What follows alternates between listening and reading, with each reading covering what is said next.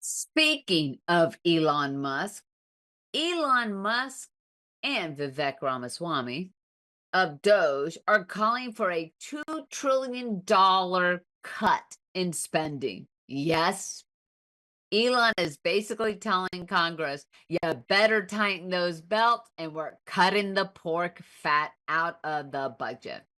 So Elon Musk has thrown his support behind a controversial plan to cut $2 trillion in federal spending.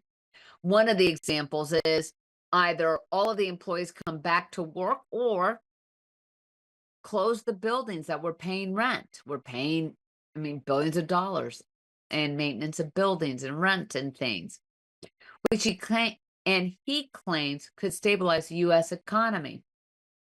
Musk's alignment with the Dogecoin movement has raised eyebrows among economists and politicians alike, which, ironically, Doge, Department of Governmental Expenditures, was a takeoff of his Dogecoin. While Musk argues that the cuts are necessary to address the continuing growing national debt, remember, we are running on a deficit of $2 trillion on average, if not more, a year, which means we are asking for more debt and our income taxes and our gross domestic revenue is not even paying is paying the interest on the debt, but not paying it down. Critics warn of potential consequences for essential programs that are being looked to be cut. However, when you look at that, there are some programs that have not been renewed, and we're talking in years, like several administrations ago, but yet there's still funding for that bureaucratic agency to receive, though that program's not there. There are things that can be done. And perhaps we should all applaud what Trump, Musk, Vivek are all trying to do, and that they are looking at the running of the United States as a business, because no business could run like the United States does. You'd be out. You'd be, claiming bankruptcy.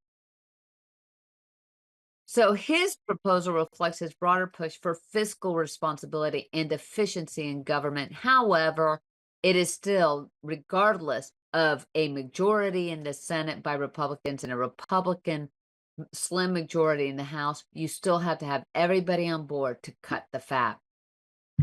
And Musk is not just influencing the United States political climate, but he's also jumping in his influence in European politics. Yep, that rascally Musk, Musk's ventures and outspoken commentary have disrupted European politics, with leaders debating his role in shaping environmental and economic policies. His influence extends beyond technology, as his company's investments create ripple effects across Europe. While some view Musk as a visionary or another, what we see, a Da Vinci, others criticize his unilateral approach to business and politics. His dominance in industries like electric vehicles and space exploration continue to spark controversy.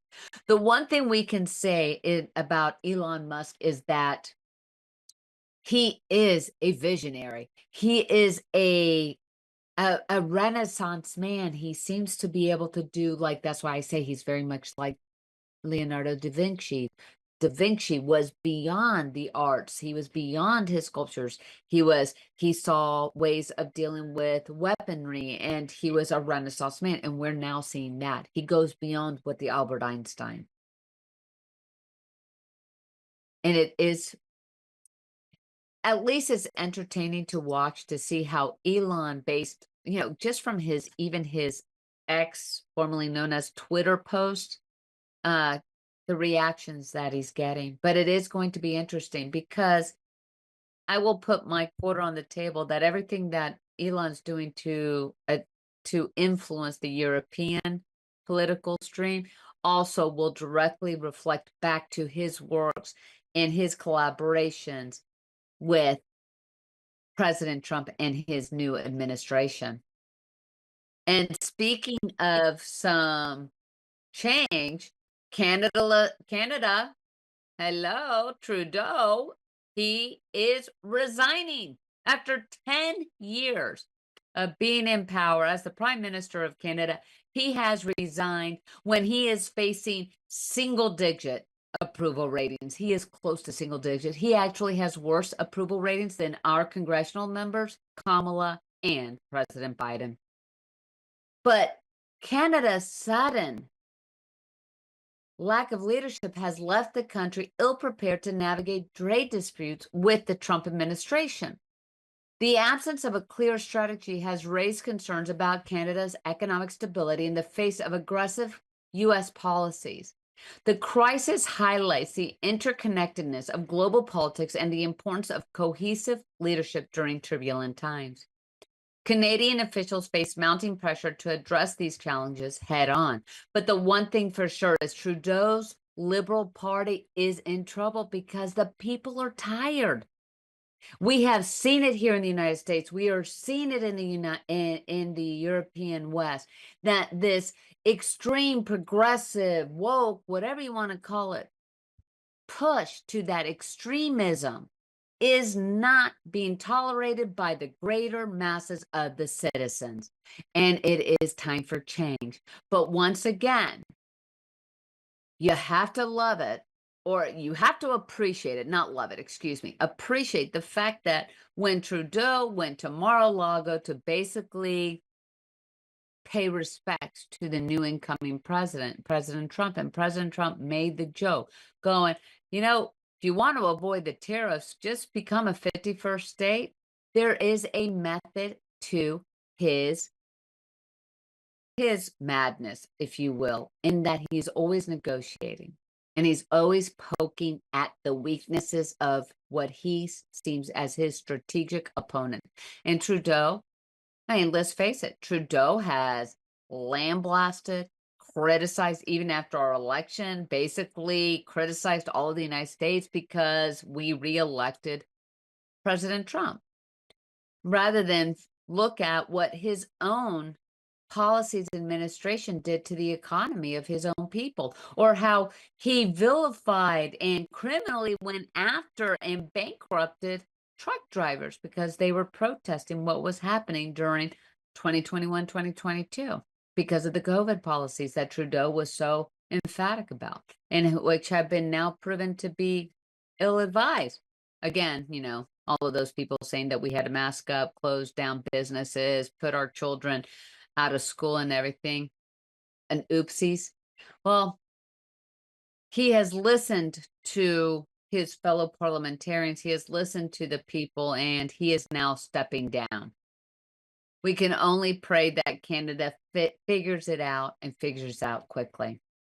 Oh, and just one more tidbit about Elon Musk, because I don't know, he is just tickling everything in me. Musk's economic vision is sparking global debate.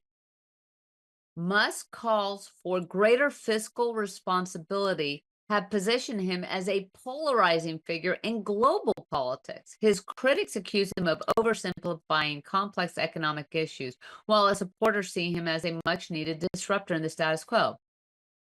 The broader implications of Musk's vision remain to be seen as governments and industries grapple with his proposals for reform and innovation. But the one thing you cannot doubt is when you have the world's richest man, not richest family, not richest business, richest man, and who has basically been a savant in every single industry that he enters into, whether it's electric vehicle. No, he did not discover Tesla, but he grew it. SpaceX, what he's doing in social media by taking over Twitter, what he's doing to revamp how we are thinking, and also his advancements in medical. This man enters into all fields. You cannot ignore this disruption, but he is also in a position to glare a huge spotlight on everything that we, the people, us little people, have been trying to get highlighted. I want to thank you for joining me on another Purple Politics, where we will celebrate, we will criticize, we will bring forth what we feel is the best news for you. Because here at Now Media, and especially myself and the team on Purple Politics, we are with you. We are the people, and it is our voices that need to be heard. It is our demand for common sense, for governance, for true leadership to be brought back to Washington, D.C. I want to wish you all a wonderful weekend. Stay warm, and I will see you here back again next week. Good night. This has been a Now Media Networks feature presentation. All rights reserved.